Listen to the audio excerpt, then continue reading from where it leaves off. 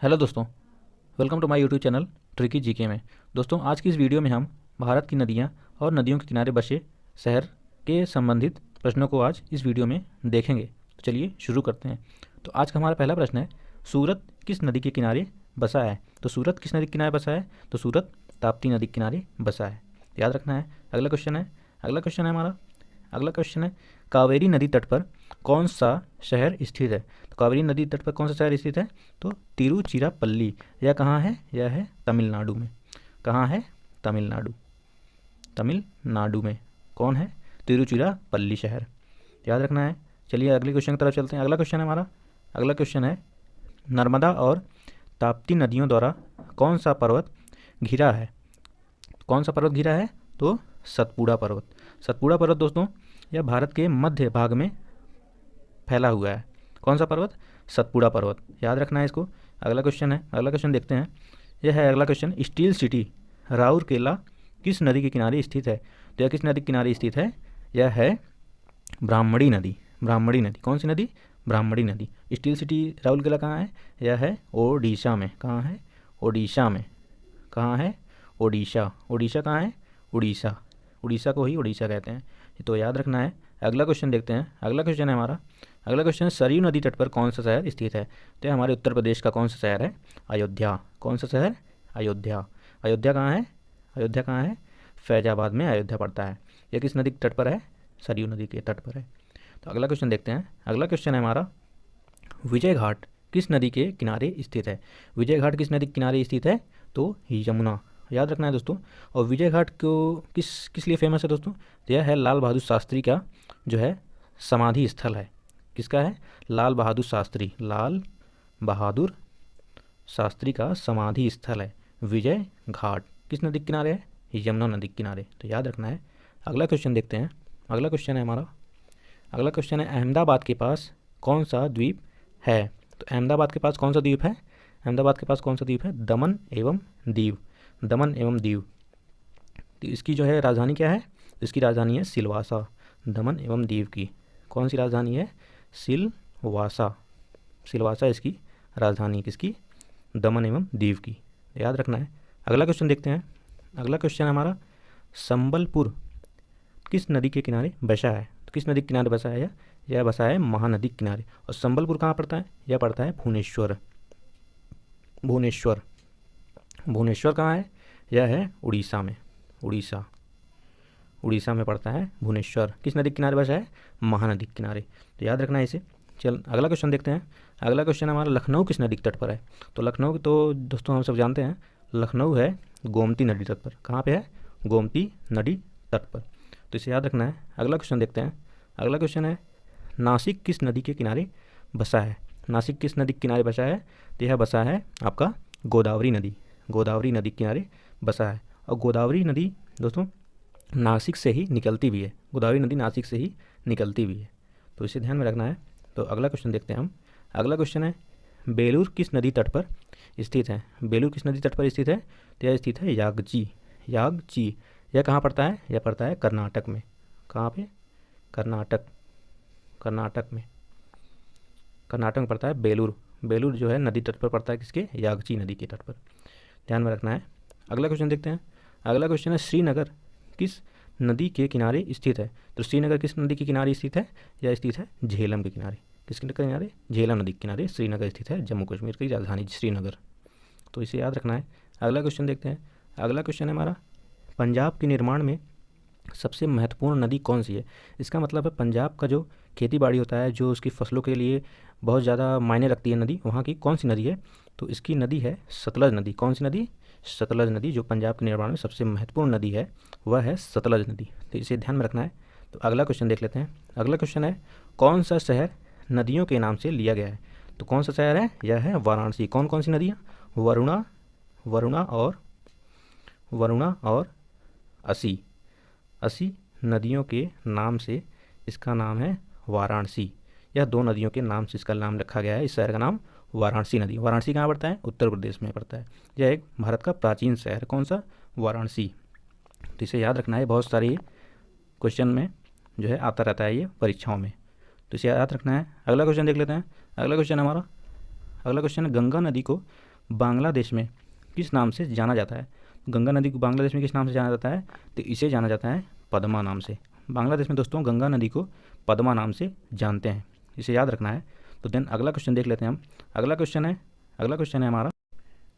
है हमारा बिहार का शोक किस नदी को कहा जाता है? तो बिहार का शोक किस नदी को कहा जाता है? यह कहा जाता है कोसी नदी को। किसको? कोसी नदी को। तो दोस्तों यह नदी जो है नेपाल के हिमालय से निकलती है। कौन सी नदी? कोसी नदी, जो बिहार का शोक जो बिहार का शोक कहलाती है।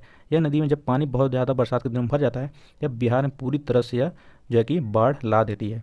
तो इसे बिहार का शोक कहते हैं, इस नदी को। किसको? कोसी नदी को। याद रखना है इसे। तो अगला क्वेश्चन देखते हैं हम।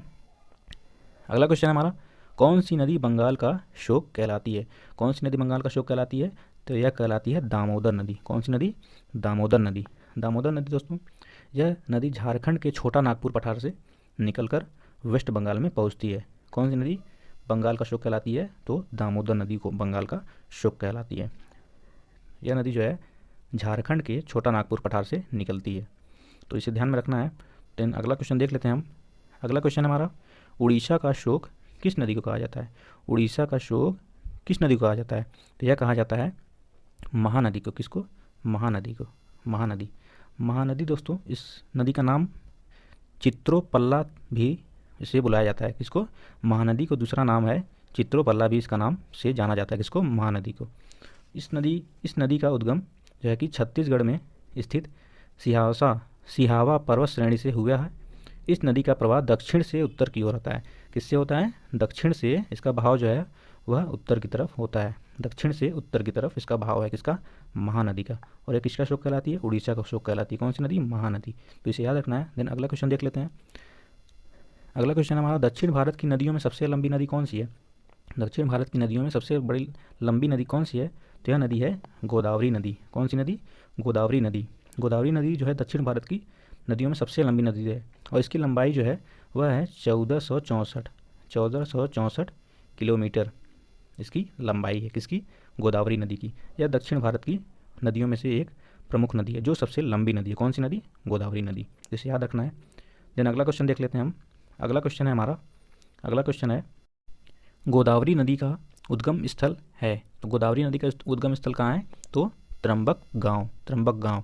यह इस गांव में जो है त्रंबक पहाड़ी के नाम से जाना जाता है, और इसी पहाड़ी से गोदावरी नदी का उद्गम स्थल है।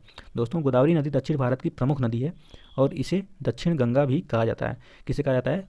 गोदावरी नदी को। किसको कहा जाता है? गोदावरी नदी को दक्षिण गंगा भी। दक्षिण की गंगा कहा जाता है। किसको?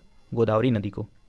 गोदावरी नदी को दक्षिण की गंगा कहा जाता है। और किस पहाड़ी से निकलती है? तो यह त्रंबक पहाड़ी से निकलती है, और इसका उद्गम स्थल जो है त्रंबक पहाड़ी से हुआ है, और यह मुंबई में नासिक से निकलती है।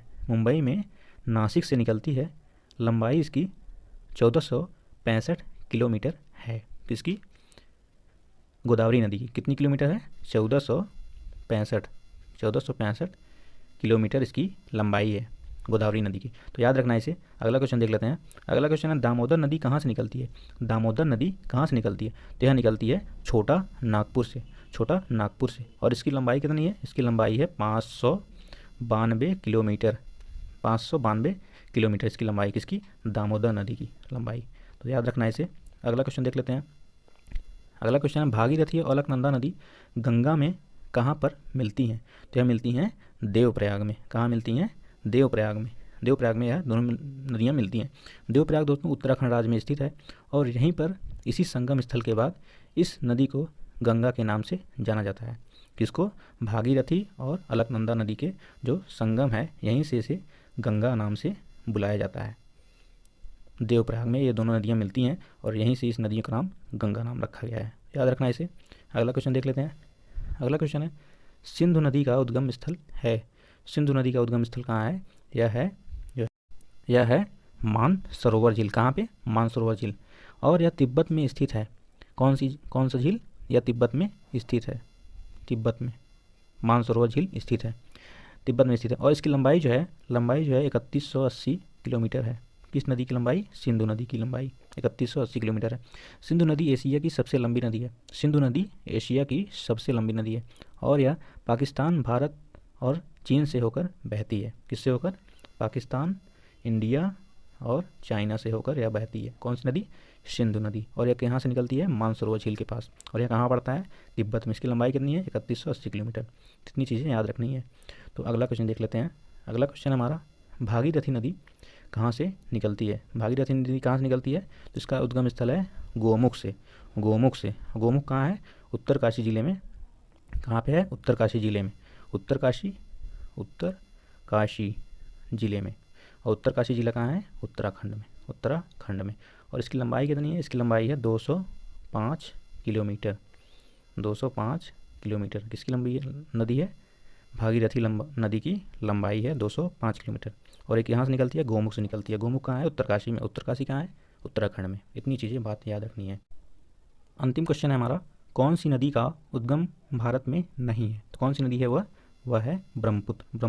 ब्रह्मपुत्र का उद्गम कहाँ है? वह है तिब्बत में। तिब्बत में इसका उद्गम होता है। और यह जो है भारत में अरुणाचल प्रदेश में प्रवेश करती है। अरुणाचल प्रदेश से होते हुए बांग्लादेश में मिल जाती है। तो याद रखना है इसे। तो वीडियो अगर पसंद आए तो लाइक करिए, शेयर करिए, और चैनल पर नए हैं तो चैनल को सब्सक्राइब करिए। जय हिंद।